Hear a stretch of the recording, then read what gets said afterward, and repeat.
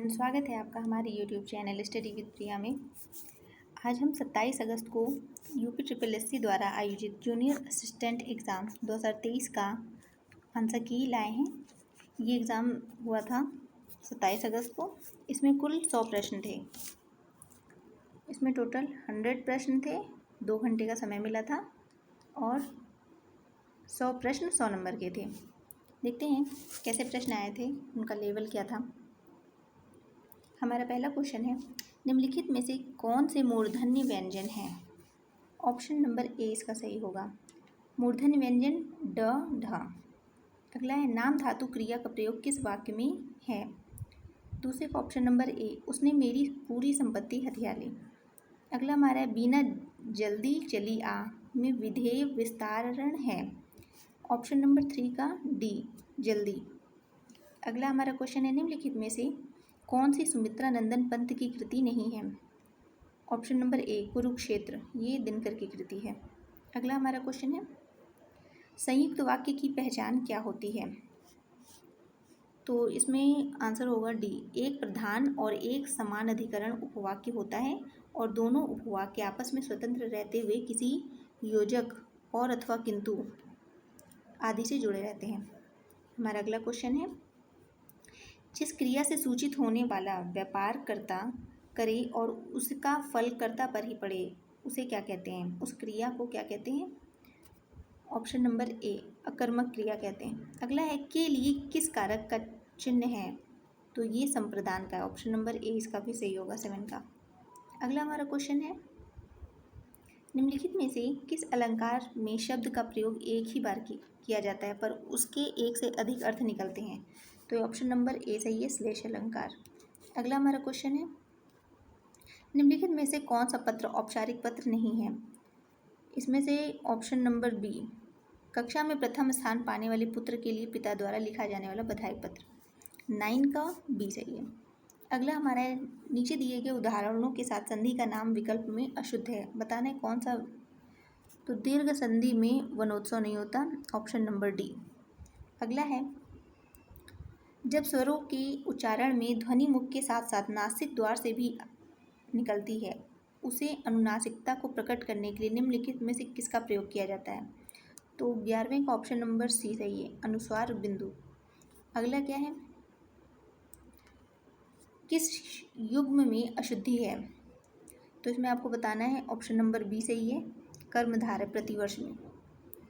अगला, यदि नेहा परिश्रम करती तो परीक्षा में अवश्य उत्तीर्ण हो जाती, क्रिया का काल कौन सा है? तो ऑप्शन नंबर इसका सी सही है, हेतु हेतुमत भूतकाल। अगला हमारा क्वेश्चन है, रेखांकित पद का प्रकार बताना है, उस जैसा जिंदा दिल इंसान मिलना कठिन है। तो इसमें होगा ऑप्शन नंबर ए, विशेषण पदबंध। अगला हमारा क्वेश्चन है, पदबंध को व्यक्त करने के लिए कौन सा विकल्प सर्वोचित है? ऑप्शन नंबर बी, बंध एक से अधिक शब्दों का समूह है जो मिलकर एक पद की इकाई के रूप में कार्य करता है। 15 का ऑप्शन नंबर बी सही है। अगला हमारा क्वेश्चन है, नीचे दी गई तालिका में अशुद्ध मेल ज्ञात करना है। तो इसमें से ऑप्शन नंबर डी, इसमें ये ओष्ठ धा ओष्ठ से नहीं होता, उच्चारण स्थान इसका गलत है, तो ऑप्शन नंबर डी सही होगा। अगला हमारा क्वेश्चन है, अर्ध विराम चिन्ह कहाँ लगता है? 17, ऑप्शन नंबर बी सही है इसका, 17 का, जहाँ अल्प विराम की अपेक्षा थोड़ा अधिक रुकना हो। अगला क्वेश्चन है, वैदिक संस्कृति से लेकर आधुनिक युग तक हिंदी के विकास का कौन सा क्रम सही है? तो इसमें ऑप्शन नंबर ए, वैदिक, सांस्कृतिक, लौकिक, संस्कृत, पाली, प्राकृत, अपभ्रंश। अगला हमारा क्वेश्चन क्या है, 19, भवन और भुवन का अर्थ किस विकल्प में सही है? तो इसमें ऑप्शन नंबर डी सही है, भवन का मतलब महल, भुवन का मतलब जगत। किस युग्म का विलोम रूप शुद्ध नहीं है? तो इसमें ऑप्शन नंबर सी, संधि का क्या होता है? विग्रह, और समास का व्यास। तो ऑप्शन नंबर सी ही शुद्ध नहीं है। अगला हमारा क्या, निम्नलिखित में से किस विकल्प में सभी शब्द पर्यायवाची हैं? तो ऑप्शन नंबर ए सही है, सतीश, शंकर, महेश्वर, शिव, ये सही है। अगला क्या है हमारा, अकर्मक धातुओं से बनने वाला और सदैव एक वचन पुल्लिंग और अन्य पुरुष की क्रिया वाला वाच्य कौन सा संभव है? 22 का ऑप्शन नंबर सी सही है, भाववाच्य। अगला हमारा प्रश्न है, शब्दों के आदि में जुड़कर शब्दों के अर्थ में विशेषता लाने वाला शब्दांश क्या कहलाते हैं? तो ये कहलाते हैं उपसर्ग। ऑप्शन नंबर बी सही। आज हमारी बारी है में आज कौन सा पद है? ऑप्शन नंबर 24 का सी क्रिया विशेष। 24 का ऑप्शन नंबर सी क्रिया विशेष है। अगला हमारा है 25। रेखांकित उपवाक्य का भेद लिखिए। एक ऐसा पत्र लिखो जिसमें विद्यालय की सभी समस्याओं का उल्लेख हो। 25 का ऑप्शन नंबर होगा सी क्रिया विशेषण उपवाक्य है। अगला हमारा प्रश्न है, गद्यांश पढ़ना है, पढ़ लेते हैं।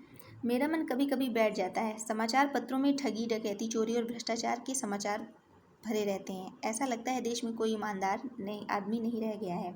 हर व्यक्ति संदेह की दृष्टि से देखा जा रहा है। इस समय सुखी वही है जो कुछ नहीं करता।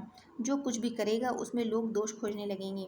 उसके सारे गुण भुला दिए जाएंगे और दोषों को बढ़ा चढ़ाकर दिखाया जाने लगेगा। दोष किसमें नहीं होते। यही कारण है कि हर आदमी दोषी अधिक दिख रहा है, गुणी कम या बिल्कुल नहीं। यह चिंता का विषय है। तिलक और गांधी के सपनों का भारतवर्ष क्या यही है? विवेकानंद और रामतीर्थ का आध्यात्मिक ऊंचाई वाला भारतवर्ष कहाँ है? रविन्द्रनाथ ठाकुर और मदन मोहन मालवीय का महान संस्कृत और सभ्य भारतवर्ष पतन के किस गहन गर्त में जा गिरा है? आर्य और द्रविड़, हिंदू और मुसलमान, यूरोपीय और भारतीय आदर्शों की मिलन भूमि महामानव समुद्र क्या सूख ही गया है? यह सही है कि इन दिनों कुछ ऐसा माहौल बना है कि ईमानदारी से मेहनत करके जीविका चलाने वाले निरीह श्रमजीवी पिस रहे हैं और झूठ और फरेब का रोजगार करने वाले फल फूल रहे हैं। ईमानदारी को मूर्खता का पर्याय समझा जाने लगा है। सच्चाई केवल भीरू और बेबस लोगों के हिस्से पड़ी है। ऐसी स्थिति में जीवन के मूल्यों के बारे में लोगों की आस्था हिलने लगी है। किंतु ऐसी दशा से हमारा उद्धार जीवन मूल्यों में आस्था रखने से होगा। ऐसी स्थिति में हताश हो जाना ठीक नहीं है। अब इससे रिलेटेड प्रश्न देखते हैं। मेरा मन कभी कभी बैठ जाता है का आशय क्या है? इसमें पैराग्राफ के हिसाब से आंसर देना होता है जो उसमें हो। तो इसमें है, लेखक का हृदय देश की दुर्दशा देखकर चिंतित हो जाता है। अगला हमारा क्वेश्चन है 27। लेखक ने चिंता का विषय किसे कहा है? तो लेखक ने चिंता का विषय कहा है ऐसी प्रवृत्ति चिंता का विषय है जिसके कारण लोग हर आदमी को दोषी समझने लगे हैं। हमारा अगला क्वेश्चन है 28 नंबर। ईमानदारी को मूर्खता का पर्याय कैसे समझा जाने लगा है? जो ईमानदारी पूर्वक मेहनत की कमाई करते हैं लोग उन्हें मूर्ख समझते हैं। ये इसका जवाब होगा। अगला है 29। हताश हो जाना ठीक नहीं। इस वाक्य को लिखने का लेखक का क्या तात्पर्य है? तो इसे लिखने का लेखक का तात्पर्य है जीवन के मूल्यों के बारे में लोगों की आस्था पुनः प्रतिस्थापित हो सकेगी और देश का उद्धार जीवन मूल्यों में आस्था रखने से ही होगा। अगला हमारा क्वेश्चन है 30 नंबर। निरीह शब्द कौन सी व्याकरणिक इकाई है? तो यह विशेषण। अगला हमारा है सामान्य बुद्धि परीक्षण के भी प्रश्न है पार्ट 2 में। देखिए इसमें पहला क्वेश्चन क्या है, इसको आप पढ़िए और इसका जवाब होगा ऑप्शन डी। आंसर बता दे रहे हैं, आप इसे पढ़कर इसका जवाब दीजिए। अगला हमारा प्रश्न है 32। पॉज करके आप इसे सॉल्व कीजिए और आंसर आप अपना मैच करा लीजिए। 32 का ऑप्शन नंबर डी सही है। अगला हमारा क्वेश्चन है 33। इसमें कथन और निष्कर्ष लिखा हुआ है। 33 का ऑप्शन नंबर सही होगा ए। केवल 1 और 2 अनुसरण करते हैं। 33 का ए। अगला है 34। 34 में क्या है? ऑप्शन नंबर सी सही है। 85 इसका सही होगा। अगला हमारा क्वेश्चन है 35। किसी एक निश्चित भाषा में इलेक्शन को ये लिखा जाता है तो फ्लोटिंग कोड में क्या लिखा जाएगा? 35 का ऑप्शन नंबर ए सही है इसमें। अगला हमारा क्वेश्चन है समान पैटर्न का अनुसरण करते हुए दी गई श्रृंखला में लुप्त संख्या ज्ञात करना है। 36 का ऑप्शन नंबर बी सही है। 1788। अगला है नीचे दिए गए चित्र में त्रिभुजों की संख्या बतानी है। 37 का ऑप्शन नंबर डी सही है। 18। अगला है लुप्त संख्या, इसमें बताना है 38 में। 38 का ऑप्शन नंबर सी सही है। 112। अगला हमारा प्रश्न है इसमें 39 का ऑप्शन नंबर बी सही है। हिंदी सही होगा जवाब बी हिंदी। अगला हमारा क्वेश्चन है 40 नंबर। 14 का क्या है? इसमें व्यवस्थित करना है जो शब्दकोश में कैसे सही क्रम में आते हैं। तो 40वें का सही क्रम है बी। कौन सा है? 40 का ऑप्शन नंबर बी। 2 1 3 4 देख लें। 2 प्रेस है, 1 प्रीच, 3 प्रीसिंक्ट, 4 क्या है? प्रीसेप्ट, और 5 क्या है? प्रीसीडिंग। अगला हमारा है 41 क्वेश्चन नंबर में क्या है? कथन और निष्कर्ष है।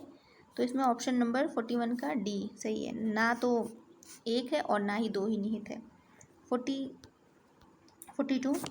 42 में बताना है, क्या बताना है? कौन सी उत्तर आकृति समस्या आकृति द्वारा स्थापित श्रृंखला को जारी रखेगी? 42 का ऑप्शन नंबर सही होगा बी।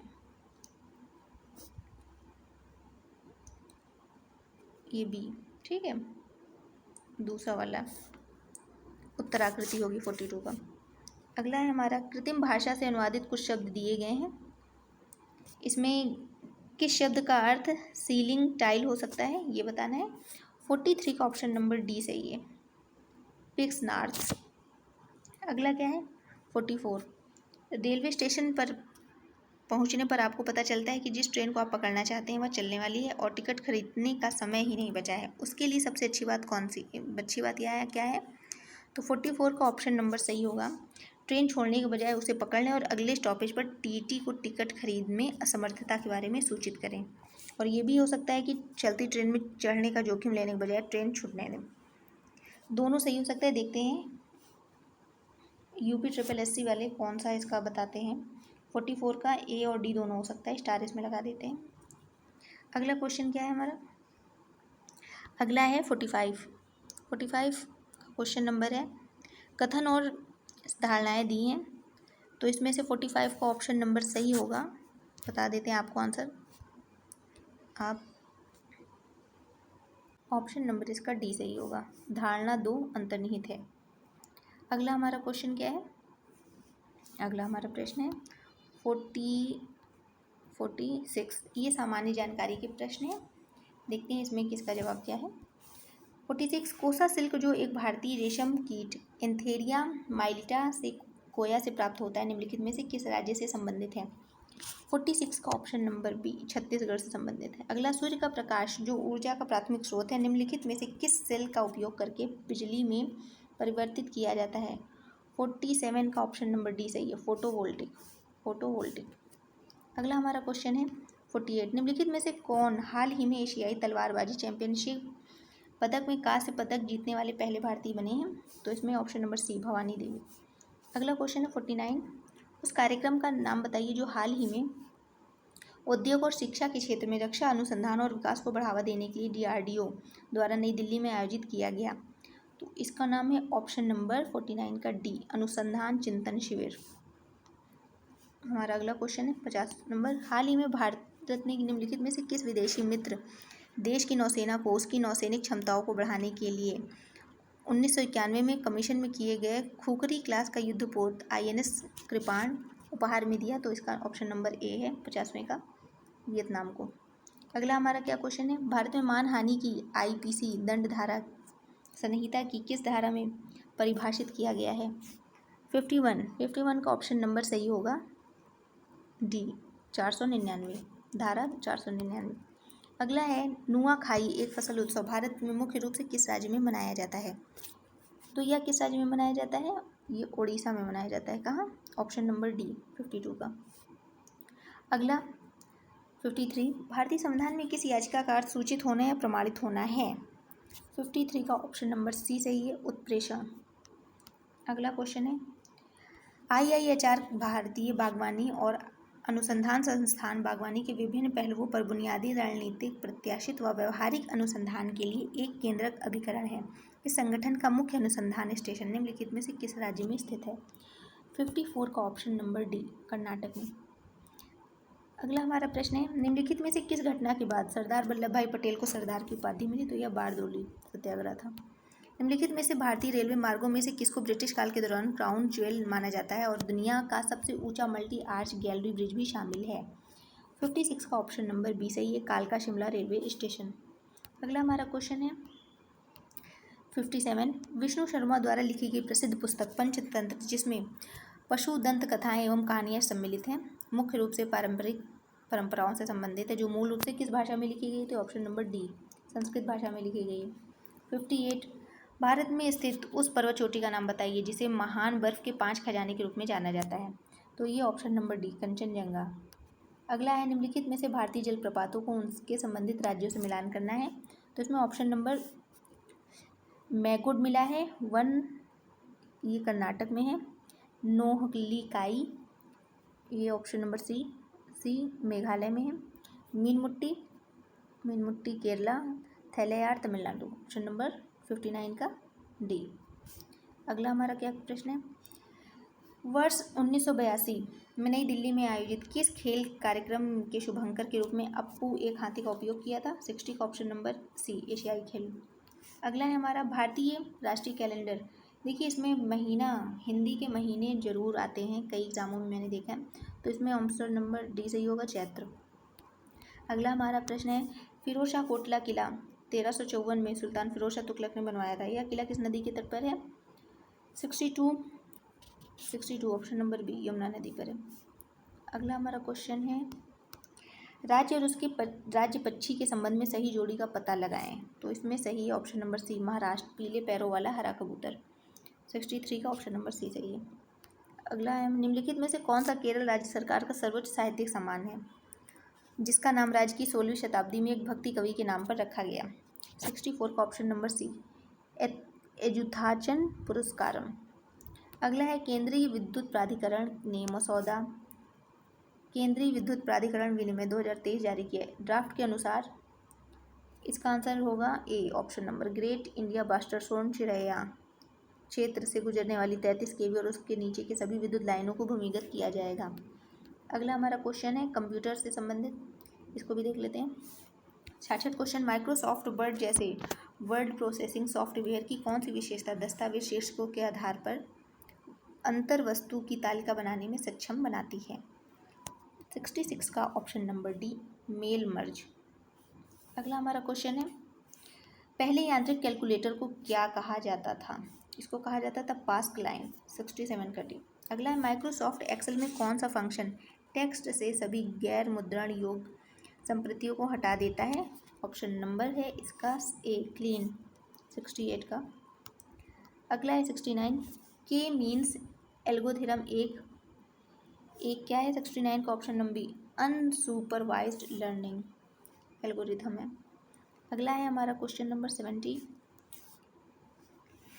LOT उपकरणों में वायरलेस संचार के लिए आमतौर पर किस तकनीक का प्रयोग किया जाता है? ऑप्शन नंबर ए 70 का ब्लूटूथ।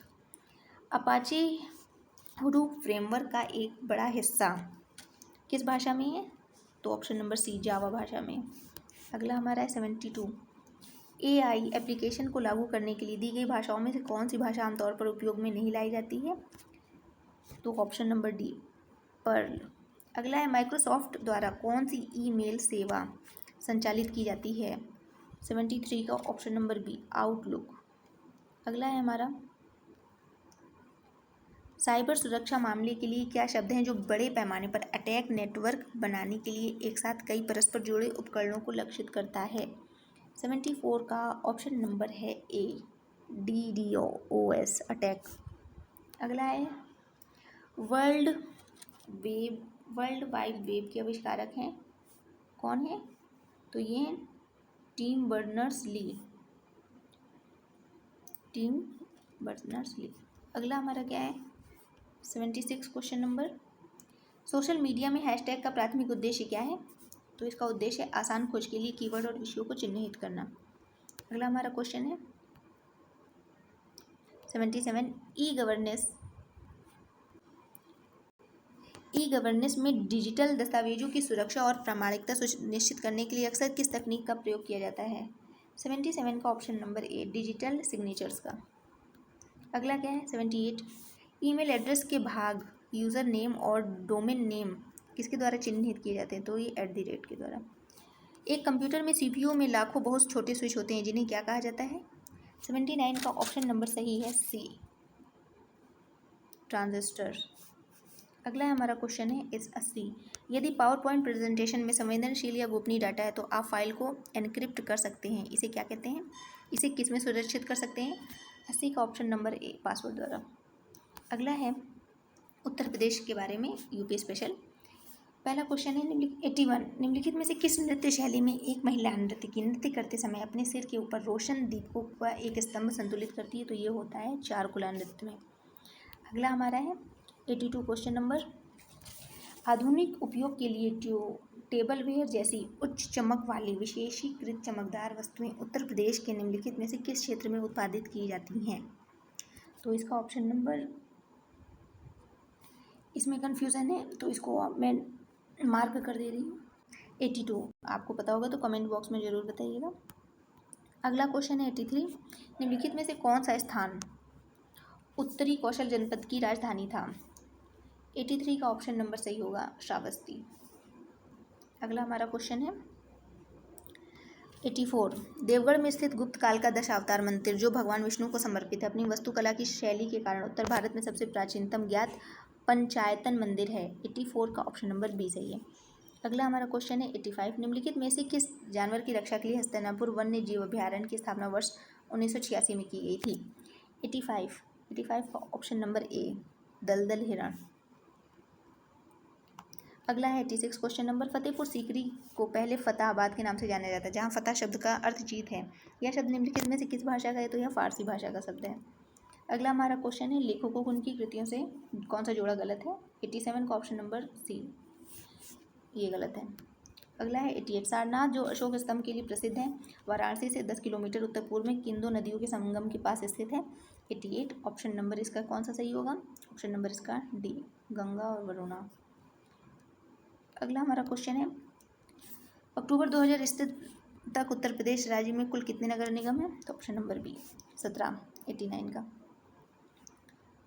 अगला हमारा क्वेश्चन है, निम्नलिखित जीआई टैग उत्पादों को स्थान का मिलान करना है इसमें। तो पहला क्या है? वॉल हैंगिंग 90 का, पहले का सी वॉल हैंगिंग गाजीपुर। हस्त निर्मित दरियाँ कहाँ की है? भदोही। कैंची कहाँ बनती है? Option number A Meerut. हस्त निर्मित कालीन ये है मिर्ज़ापुर। तो ऑप्शन नंबर इसका बी सही है। अगला हमारा क्या है 91, उत्तर प्रदेश सरकार एक स्वायत्त संस्था के रूप में अतिरिक्त ऊर्जा स्रोत विभाग के अंतर्गत गैर पारंपरिक ऊर्जा विकास एजेंसी नीडा का निर्माण कब किया? ऑप्शन नंबर बी सही है 1983 में। अगला 92, 1909 में आगरा में आयोजित उत्तर प्रदेश कांग्रेस के सामाजिक सम्मेलन की अध्यक्षता मोतीलाल नेहरू ने की थी। ऑप्शन नंबर सी सही है। अगला हमारा क्वेश्चन है, उच्च श्रेणी में सिलिका बालुआ पत्थरों के बड़े भंडार क्रमशः इलाहाबाद चित्रकूट जिलों के किन क्षेत्रों में पाए जाते हैं जो उत्तर भारत के कांच उद्योग की आपूर्ति का पारंपरिक स्रोत रहे हैं? तो ये ऑप्शन नंबर बी शंकरगढ़ और बरगढ़। अगला है, हाल ही में जल शक्ति मंत्री स्वतंत्र देव सिंह ने उत्तर प्रदेश में एक सप्ताह चलने वाली एक नल एक पेड़ योजना शुरू की है, संयुक्त रूप से किसके द्वारा शुरू की गई है? तो यह शुरू की गई नमामि गंगे एवं ग्रामीण जल आपूर्ति विभाग के द्वारा। 95 क्वेश्चन नंबर, हाल ही में नोएडा शाही निकाय ने किस सड़क का नाम बदलकर रामनाथ गोयनका मार्ग रख दिया है? 95 का ऑप्शन नंबर बी अमलताश रोड।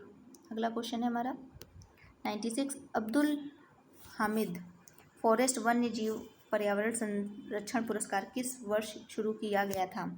96 का ऑप्शन नंबर ए 2012-13। अगला क्वेश्चन है, कानपुर स्थित लाल इमली मिल किस प्रकार के वस्त्र के लिए प्रसिद्ध है? तो ये वूलन ऊनी के लिए। अगला 98, उत्तर प्रदेश में आईटी, टेक्सटाइल, हस्तशिल्प और गैर पारंपरिक ऊर्जा जैसे विभिन्न क्षेत्रों को पूरा करने के लिए राज्य में कितने सीज को मंजूरी दी है? 98 का ऑप्शन नंबर सी 31। अगला है, लखनऊ में स्थित रूमी दरवाजा की ऊंचाई कितनी है? तो इसकी ये 60 फीट है ऊंचाई 99 का। अगला हमारा क्वेश्चन, लखनऊ में स्थित बाल संग्रह की स्थापना किस वर्ष हुई है?